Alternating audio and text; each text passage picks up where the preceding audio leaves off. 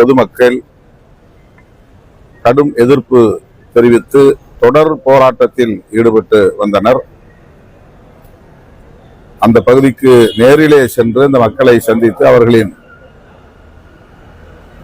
கோரிக்கைகளை எல்லாம் கேட்டறிந்து அன்றைய முதலமைச்சர் திராவிட முன்னேற்ற கழக தலைவர் அவர்களை நேரிலே சந்தித்து மறுபரிசீலனை செய்ய வேண்டும் என்ற கோரிக்கையை விடுதலை சிறுத்தைகள் கட்சியின் சார்பில் முன்வைத்தோம். ஆனால் அந்த திட்டத்திற்கு எல்லா நடவடிக்கைகளையும் மேற்கொண்டு விட்டோம். அமைச்சர் அண்ணன் ஏவா வேலு அவர்கள் விளக்கமளித்தார். அந்த பகுதியை சார்ந்த, குறிப்பாக ஏகனாபுரம் பகுதியை சார்ந்த மக்கள் எங்கள் கிராமத்தை ஒட்டியுள்ள நிலங்களை நூற்றுக்கணக்கான ஏக்கரில் காலியாக உள்ளன. தாவேக அரசு அந்த திட்டத்தை முழுமையாக கைவிட்டிருக்கிறது. மாறாக புதிய இடத்தை தேர்வு செய்வோம், புதிய விமான நிலையம் கட்டமைப்பதற்கான புதிய இடத்தை தேர்வு செய்வோம் என்ற உறுதியை முதலமைச்சர் வழங்கியிருக்கிறார்.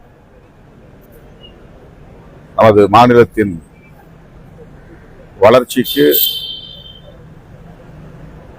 புதிய விமான நிலையம் பெரிய பரப்பளவில் தேவைப்படுகிறது என்பதிலே யாருக்கும் மாற்று கருத்தில்லை. எனவே முதலமைச்சர் அவர்கள் சட்டமன்றத்தில் அளித்துள்ள வாக்குறுதியை நிறைவேற்றும் வகையில் விரைந்து அதற்கான ஏற்பாடுகளை செய்ய வேண்டும் என்று கேட்டுக்கொள்கிறேன். இந்த பணிகள் 90% முடிவடைந்துவிட்டது. தற்போது முதல்வர் வேறு இடத்தை தேர்வு செய்யணும். அந்த பகுதிகளில் நீர்நிலைகள் இருக்காதா, விவசாய நிலங்கள் இருக்காதா, அதே போல அங்க இருக்கக்கூடிய விஷயங்கள் பாதிக்கப்படாதா? தற்போது இதே போல மீண்டும் எதிர்ப்பு அந்த திட்டத்தை கைவிட்டுருவாங்களா? ஒரு விஷயங்கள் முடிவடை நிறைய ரத்து பண்ணிட்டு மீண்டும் ஒரு இடம் தேர்வு செய்வது அதாவது எந்த புதிய திட்டங்களை கொண்டு வந்தாலும் கூட, வளர்ச்சி திட்டங்களை கொண்டு வந்தாலும் கூட, நிலங்களை கையகப்படுத்துகிற போது அந்த பகுதியை சார்ந்த பொதுமக்களுடைய கருத்தை அறிய வேண்டும், அவர்களின் இசைவை பெற வேண்டும் என்றும் சட்டத்தில் இடம் இருக்கிறது. ரயில்வே துறைக்கு நிலம் எடுப்பதாக இருந்தாலும், விமான நிலையம் கட்டுவதற்கு நிலம் எடுப்பதாக இருந்தாலும், புதிய துறைமுகங்களை கட்டுவதற்கு நிலங்களை கையகப்படுத்தினாலும் அந்த பகுதியை சார்ந்த மக்களின் கருத்தை அறிய வேண்டும் என்பது சட்டத்தில் உள்ள ஒரு பகுதி. அந்த அடிப்படையிலே ஏகனாபுரம் உள்ளிட்ட அந்த பகுதியை சார்ந்த பொதுமக்கள் தங்களின் விளைநிலங்கள் பறிபோவதை எதிர்த்து தொடர் போராட்டத்தில் ஈடுபட்டதை நாம் அறிவோம். ஆகவே மக்களின் உணர்வுகளை மதிக்க வேண்டும் என்பது சட்டத்திலும் இருக்கிறது என்பதை நாம் நினைவில் கொள்ள வேண்டும். புதிய இடங்களை தேர்வு செய்கிற போதும் மக்கள் கருத்தறிய வேண்டிய தேவை இருக்கிறது. காடுகளை அழிக்க வேண்டிய தேவையும் இருக்கிறது. நீர்நிலைகளை தூர்க்க வேண்டிய தேவையும் இருக்கிறது. என்றாலும் கூட விமான நிலையம், துறைமுகம், ரயில் நிலையம் போன்ற போக்குவரத்து வசதியை, அதற்கான கட்டமைப்பு வசதிகளை பெருக்குவதன் மூலமே மாநிலத்தின் அல்லது தேசத்தின் முற்போக்கான வளர்ச்சிக்கு வித்திடும். அது தேவையாகவும் இருக்கிறது. அந்த வகையிலே புதிய விமான நிலையம் தேவை. அதே நேரத்தில் பொதுமக்களுடைய இசைவையும் பெற்று அதை வெற்றிகரமாக நடைமுறைப்படுத்த வேண்டும் என்பதுதான் விடுதலை சிறுத்தைகள் விடுக்கிற வேண்டுகோள்.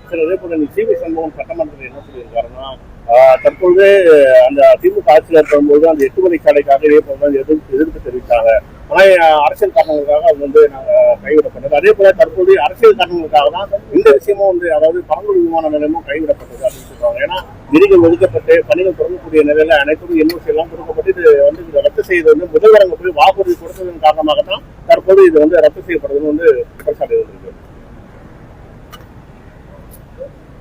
அரசியல் கட்சிகள் தங்களுக்கிடையில் ஆளுக்கு ஒரு கருத்தை சொல்லலாம். அதனை எல்லாம் தாண்டி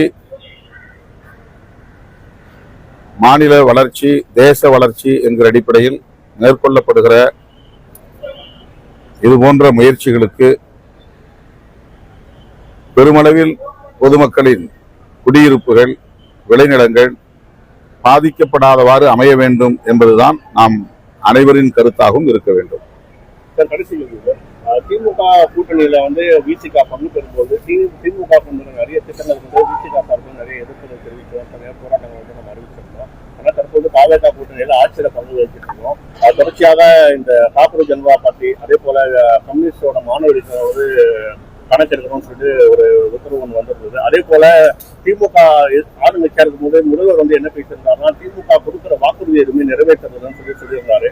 ஆனா தற்போது பாஜக ஆட்சிக்கு வந்துட்ட பிறகு வந்து பாத்தீங்கன்னா 2.5 லட்சம் ரூபாய்க்கு குறைவாக வருமானம் ஈட்டக்கூடியவர்கள் 3 சிலிண்டர் சொல்லியிருக்காங்க. விவசாய கடன் மொத்தமா ரத்து செய்யப்படும் சொல்லிட்டாங்க. அந்த மாதிரி எதுவுமே ரத்து செய்யப்படுது. நிறைய விஷயங்கள் வந்து தேர்தலுக்கு முன்னாடி முதல்வர் கொடுத்த வாக்குறுதி இப்ப செயல்படுத்த வாக்குறுதி மாறா இருக்கு. இதுக்கு வந்து கூட்டணியா இருக்கக்கூட விசிக உள்ளிட்ட கட்சிகள் எந்த ஒரு விஷயம் தெரிவிக்கல. கருத்து எதிர்கட்சிகளை போல நாங்கள் வந்து பொதுவெளியிலே எல்லாவற்றையும் பேசிக் கொண்டிருக்க முடியாது. நாங்களும் ஆளும் கட்சியில் ஒரு அங்கமாக இருக்கிறோம்.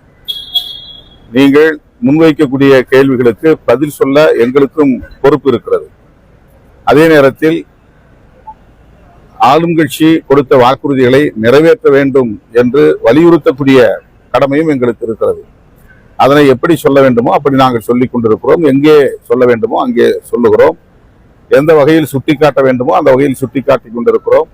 ஆட்சிக்கு வந்து 100 நாள்கள் தான் ஆகியிருக்கின்றன. அதற்குள்ளாக வாக்குறுதிகளை இன்னும் ஏன் நிறைவேற்றவில்லை என்று நாம் விவாதிக்க முடியாது. எதிர்க்கட்சியாக இருக்கிற திமுகவே 6 மாத காலம் பொறுத்திருப்போம் என்றுதான் சொன்னார்கள். எந்த ஒரு கட்சி ஆட்சி அமைத்தாலும் குறைந்தபட்சம் 6 மாத காலமாவது தேவைப்படுகிறது என்பதை அனைவரும் அறிவோம். ஆகவே 100 நாளில் என்ன வாக்குறுதிகளை நிறைவேற்றி விட்டார்கள் என்ற கேள்வியை எல்லோரையும் போல் நாங்கள் எழுப்ப இயலாதுதான்.